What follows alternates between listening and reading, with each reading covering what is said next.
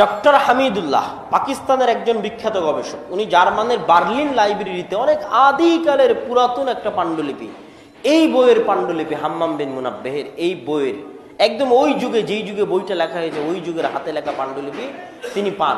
আচ্ছা, কি জন্য ইউরোপের লাইব্রেরিতে পাওয়া যায়? এর উপর আল্লামা ইকবালের একটা কবিতা আছে, কবিতার লাইনটা আমি ভুলে গেছি। আল্লামা ইকবালও স্বীকার করেছেন এবং যারাই গবেষণা করবে তারাই স্বীকার করবে যে অনেক হাদিসের পাণ্ডুলিপি ইউরোপের দেশগুলোতে আছে। তার দুইটা কারণ, এক মঙ্গোলীয়রা যখন এক হচ্ছে স্পেনের যখন পতন হয় তখন, আর এক হচ্ছে ক্রুসেডের যখন যুদ্ধ হয় তখন। স্পেনের পতনে লক্ষ লক্ষ কোটি কোটি বই ইউরোপে থেকে গেছে, যেহেতু স্পেনরা ইউরোপ দখল করে নিয়েছে এবং স্পেনের সব বই তারা নিয়ে চলে গেছে। ওই জ্ঞান গবেষণা করে তারা আজকে এত উন্নত হয়েছে। তার আগে তারা পায়খানা কোথায় করতে হবে সেটাও জানতো না। তখন স্পেনের রাজধানী গ্রানাডায় রাজপথে লাইট জ্বলতো মুসলমানদের, এত উন্নত ছিল মুসলমানদের ইতিহাস। আর ক্রুসেডাররা যখন যুদ্ধ করতে এসেছে তখন বই পুস্তক যা ছিল সব নিয়ে চলে গেছে।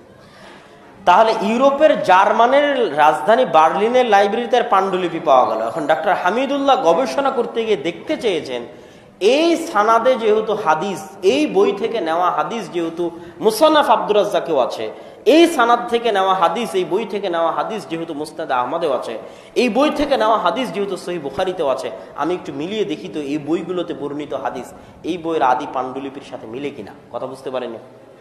এবার উনি গবেষণা করার পর ভূমিকাতে লিখেছেন ওনার ওই বইয়ের, কেন এটা এখন বই আকারে আলাদা প্রকাশিত, সাইফায়ে হাম্মাম বিন মুনাব্বে এখন আলাদাভাবে বই আকারে প্রকাশিত। উনি ভূমিকাতে লিখেছেন যে এই পুরাতন পাণ্ডুলিপির সাথে আজকে আমাদের হাতে প্রকাশিত সহিহ বুখারী, আমাদের হাতে প্রকাশিত মুসনাদে আহমদ, আমাদের হাতে প্রকাশিত মুসান্নাফ আব্দুর রাজ্জাকের হাদিসগুলোর যখন আমি মিলিয়েছি, একটা অক্ষর, একটা হরকতেরও পরিবর্তন পাইনি। আল্লাহু আকবার। এটা হচ্ছে হাদিসের সত্যতার জ্বলন্ত নিদর্শন। হাদিসের সত্যতা জানার জন্য মুহাদ্দিস হতে হবে। মুহাদ্দিস না হলে কেউ হাদিসের সত্যতা হৃদয় দিয়ে অনুভব করতে পারবে না এবং বুঝতে পারবে না। সম্মানিত উপস্থিতি, এই গেল মোটামুটি। তারপরে তো হাদিস সংকলন যখন শুরু হয়েছে তখন অগণিত হাদিসের গ্রন্থ সংকলিত হয়েছে। এবার তৃতীয় যে জরুরি কথাটা বলতে চাচ্ছিলাম, যে বক্তব্যের সব অংশ ভুলে গেলে এটা বলা যাবে না। দেখেন, এত বিশাল বিশাল হাদিসের গ্রন্থ লেখা হয়েছে, এক এক যুগে লেখা হয়েছে, এক এক জায়গায় লেখা হয়েছে। এই পয়েন্টটা মনে রাখবেন। বিশাল বিশাল হাদিসের গ্রন্থ লেখা হয়েছে এক এক যুগে, এক এক জায়গায়। যেমন কোথায় স্পেনে বসে ইমাম ইবনে আব্দুল বার হচ্ছে স্পেন, মাগরিব, পশ্চিম। স্পেনে বসে উনি লিখেছেন আত-তামহিদ, স্পেনে বসে উনি লিখেছেন আল-ইস্তিসগার। আর কোথায় হাজার কিলোমিটার দূর ইরাকের রাজধানী বাগদাদে বসে খতিব বাগদাদি লিখছেন আরেক গ্রন্থ। আবার কোথায় ইয়েমেনে বসে তাদেরও 200-300 বছর আগে মুসান্নাফ আব্দুর রাজ্জাক লিখছেন মুসান্নাফ আব্দুর রাজ্জাক। কথা মনে হয় বুঝতে পারেননি? আবার আমাদের পাশের দেশ আফগানিস্তানের বোস্ট ইন্টারন্যাশনাল এয়ারপোর্ট, সম্ভবত কান্দাহার, অথবা আমি এক্সাক্ট জায়গাটার নাম ভুলে গেছি, অনেক মনে করার চেষ্টা করি, মাঝে মধ্যে ভুলে যাই। সম্ভবত কান্দাহার হতে পারে, অথবা হেলমান্দ, দুটার একটা। হেলমান্দ অথবা কান্দাহার প্রদেশের পাশেই বোস্ট ইন্টারন্যাশনাল এয়ারপোর্ট। ওই বোস্ট জায়গাতেই হচ্ছে ইমাম ইবনে হিব্বানের জন্ম। ইমাম ইবনে হিব্বান আফগানিস্তানে বসে লিখেছেন সহিহ ইবনে হিব্বান। কি লিখেছেন? সহিহ ইবনে হিব্বান। আর তিরমিজে, যেটা হচ্ছে উজবেকিস্তান, কাজাখস্তান, কিরগিজিস্তান, এই দেশগুলোতে বসে লেখা হয়েছে সহিহ বুখারী। ইরানে বসে লেখা হয়েছে সহিহ মুসলিম। আর উজবেকিস্তান, কিরগিজিস্তান এইগুলোতেই বসে লেখা হয়েছে তিরমিজি। আর আফগানিস্তানে বসে লেখা হয়েছে আবু দাউদ। সিজিস্তান হচ্ছে আজকের বেলুচিস্তান, আজকের সিস্তান, বেলুচিস্তান। ওই যুগে লেখা হতো সিস্তান এবং সিজিস্তান। আর আজকের ইরান এবং আফগানিস্তানের সীমান্তবর্তী অঞ্চল বেলুচিস্তান হচ্ছে একই। এটাই হচ্ছে আবু দাউদ রাহিমাহুল্লাহর জন্মস্থান। তাহলে এই যে এক এক যুগে, কেউ 100 হিজরিতে মদিনায় বসে লিখেছে ইমাম মালিক মুয়াত্তা মালিক। কথা মনে বুঝতে পারছেন কি আমার? কত আগে ইমাম মালিক মদিনায় বসে মুয়াত্তা মালিক লিখছে, আরেকজন কত পরে স্পেনে বসে একটা বই লিখতেছে। এদের কারোর সাথে কারো কোনোদিন দেখা সাক্ষাৎ হয়নি। আমরা 5 জন মিলে দেখা সাক্ষাৎ করে একটা গোল মিটিং দিলাম। গোল মিটিং দিয়ে বললাম আমরা সবাই এইভাবে হাদিসগুলোকে লিখবো, যাতে মুসলমানদের এইভাবে পথভ্রষ্ট করতে পারি। কথা বুঝতে পেরেছেন? তাই এদের কারোর সাথে কারো কোনোদিন সাক্ষাৎ হয়নি, মোলাকাত হয়নি। এক একজন এক এক যুগে, মোবাইল নাই, ইন্টারনেট নাই, ওয়েবসাইট নাই। কথা বুঝতে পারছেন? এক একজন এক এক শহরে। কে কোন বই কখন লিখেছে, লেখা হচ্ছে, ওটাও ওই অবস্থায় আরেকজন জানে না। আমি আজকে এখানে বসে থেকে হাদিসের বই লিখতেছি, এই টাইমে বাগদাদে বসে আরেকজন হাদিস লিখতেছে, এটা আমি মদিনায় বসে জানি না। তাহলে একজনের অজান্তে আরেকজনের লেখা বই 400 বছর পরে, 500 বছর পরে বাদ দেন, আজ 1400 বছর পরে আপনি সব হাদিসের বই জমা করেন, আবু দাউদ, নাসাই, তিরমিজি, সহিহ বুখারী, সহিহ মুসলিম, মুসনাফ ইবনে আবি শাইবা, মুসনাফ আব্দুর রাজ্জাক, মুস্তাদরাকে হাকিম, সুনানুল কুবরা লিল বাইহাকি, যত বই আছে, সুনানুদ দারাকুতনি, সব বইগুলোকে, হাদিসের বইগুলোকে আপনি জমা করেন। জমা করার পর আপনি চেষ্টা করেন যে এই হাদিসের বইগুলোর 70%, 60%, 50% আপনি একটা আরেকটার সাথে অমিল দেখাবেন, একটা আরেকটার বিরোধী দেখাবেন, একটা আরেকটাকে ভুল প্রমাণ করছে এটা দেখাবেন, পাবেন না। 90% মিল পাবেন। তাহলে একজনের সাথে আরেকজনের সম্পর্ক ছাড়া এক এক যুগে এক এক জায়গায় বসে বিভিন্ন সময়ে লেখা বই একজন জানে না যে আর একজন বই লিখছে। আজ 1400 বছর পর আপনি চেক করেন না, আপনি চেক করেন করে 90% অধিক আপনি মিল পাবেন। এটা প্রমাণ যে এগুলো সবই আসলেই আল্লাহ রাসূলের হাদিস সাল্লাল্লাহু আলাইহি ওয়াসাল্লাম। এই কথাটা মনে রাখতে হবে। যে কয়েকটা কথা মনে রাখার মধ্যে তার মধ্যে এটা মনে রাখতে হবে। সম্মানিত উপস্থিতি, আমি আমার বক্তব্যের শেষের দিকে চলে এসেছি।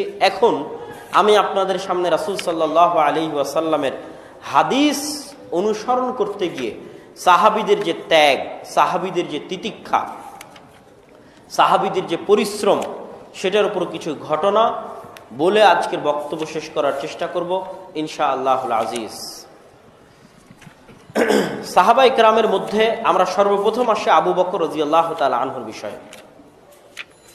আবু বকর রাদিয়াল্লাহু তাআলা আনহুর হাদিসের উপর আমল করার ক্ষেত্রে আপোষহীন নীতি শাসন করেছেন মাত্র 2 থেকে 2.5 বছর।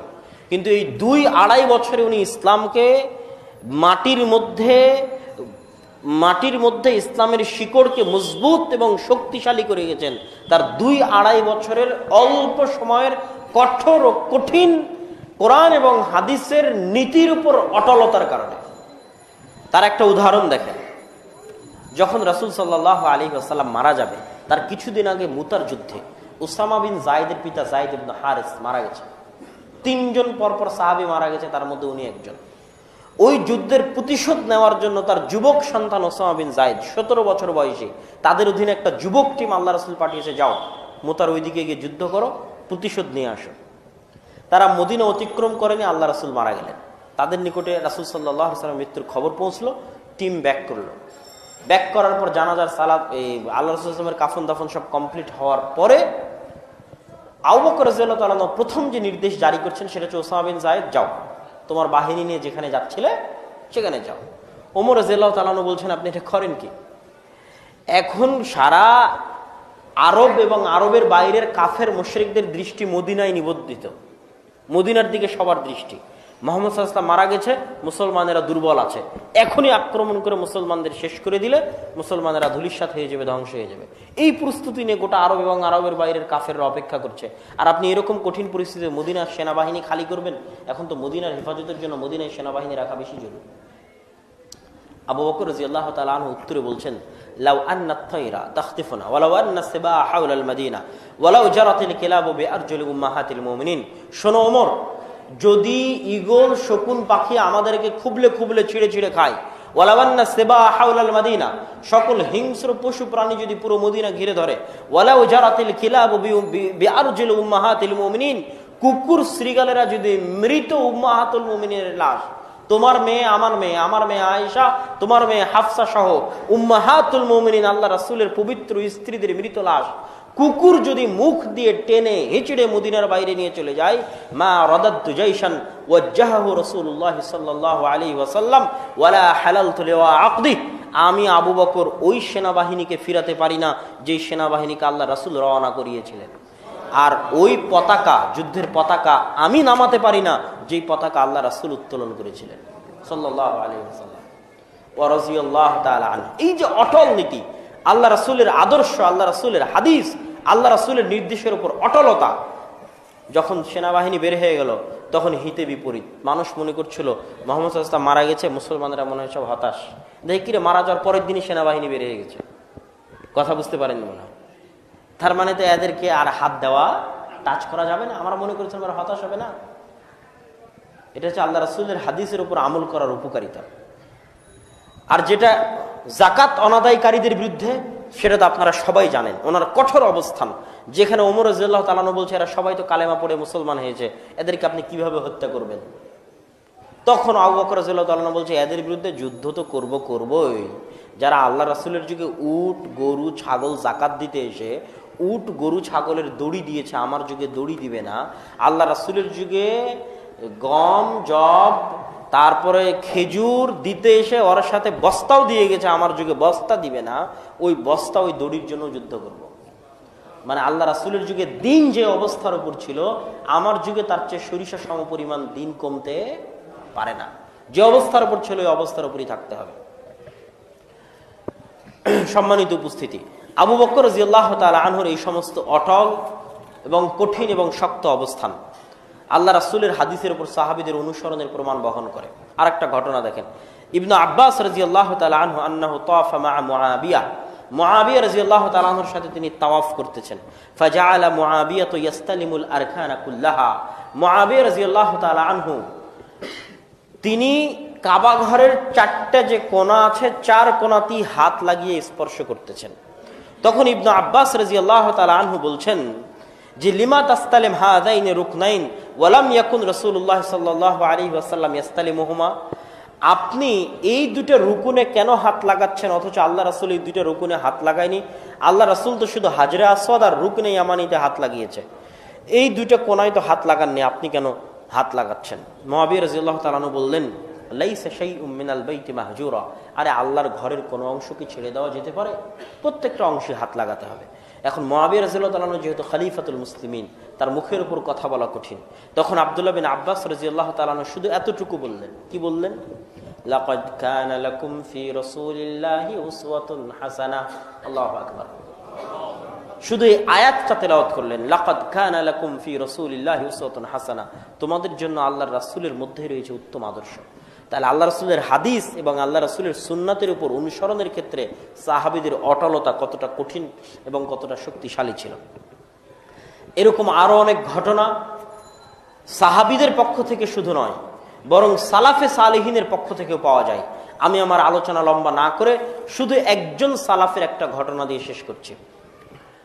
ইমাম মালিক রাহিমাহুল্লাহর নিকটে একজন ব্যক্তি এসে বলছে, হজ বা উমরা করতে গেলে এহরাম বাঁধার 7টা জায়গা, ওই 7টা জায়গাকে বলা হয় মিকাত। যারা যে দিক দিয়ে অতিক্রম করবে তারা ওই জায়গায় এহরাম বাঁধবে, এটা নিয়ম।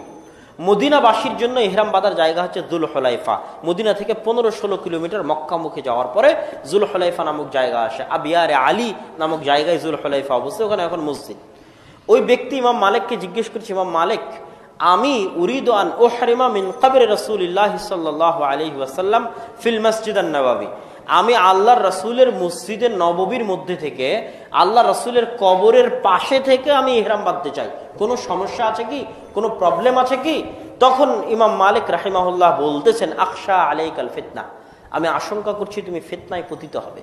তখন ওই ব্যক্তি পাল্টা প্রশ্ন করছে, আপনি কিসের এমন ফিতনার কথা বলছেন? ওয়া আইয়ু ফিতনাতিন হাদিহি, আমি এটা হচ্ছে মসজিদে নববী, এটা হচ্ছে ইহরাম বাঁধার জায়গা জুল হুলাইফা, আমি যদি জুল হুলাইফা পার হয়ে চলে যেতাম, গিয়ে বলতাম ইহরাম বাঁধতে চাই, তাহলে ফিতনা এই কথা বুঝে আসে। আমি তো জুল হুলাইফা পার হইনি, জুল হুলাইফার আগে, তাও আবার মসজিদে নববী, তাও আবার আল্লাহর রাসূলের কবরের পাশ থেকে ইহরাম বাঁধতে চাচ্ছি, আর আপনি বলছেন ফিতনা? পার হয়ে গেলে ফিতনা, এটা তো বোঝা সহজ। আমি তো পার হইনি, আবার আল্লাহ রাসূলের মসজিদ জুল হুলাইফাতে সালাত আদায় করলে আলাদা কোনো নেকি নাই, মসজিদে নববীতে সালাত আদায় করলে আলাদা নেকি আছে, আমি মসজিদে নববী থেকে ইহরাম বাঁধতে চাই আর আপনি বাধা দিচ্ছেন। তখন ইমাম মালিক রাহিমাহুল্লাহর এই উত্তর সালাফে সালেহিনের হাদিসের উপর, আল্লাহ রাসূলের সুন্নাতের উপর অবিচল আস্থা এবং অনুসরণের প্রমাণ বহন করে। ইমাম মালিক রাহিমাহুল্লাহ বলছেন, ওয়া আইয়ু ফিতনাতিন আ'যামু মিন হাদিহি, এর চাইতে বড় ফিতনা দুনিয়াতে আর কিছু হতে পারে না। আন্নাকা সাবাকতা ইলা ফাজিলাতিন কাসারা আনহা রাসূলুল্লাহ সাল্লাল্লাহু আলাইহি ওয়াসাল্লাম, তুমি এমন ফজিলতের দিকে দৌড়াচ্ছ যেই ফজিলত পালন করতে ব্যর্থ হয়েছেন মুহাম্মদ সাল্লাল্লাহু আলাইহি ওয়াসাল্লাম। নাউজুবিল্লাহ, ব্যর্থ হয়েছেন। তুমি অনেক তাকওয়াবান, অনেক পরহেজগার, আল্লাহ রাসূল তো এত তাকওয়াবান পরহেজগার ছিলেন না, এই জন্য এই ফজিলত পালন করতে তিনি কি হয়েছেন? ব্যর্থ হয়েছেন। যখন তুমি দেখছো যে তুমি এমন আমলের পিছনে ছুটছো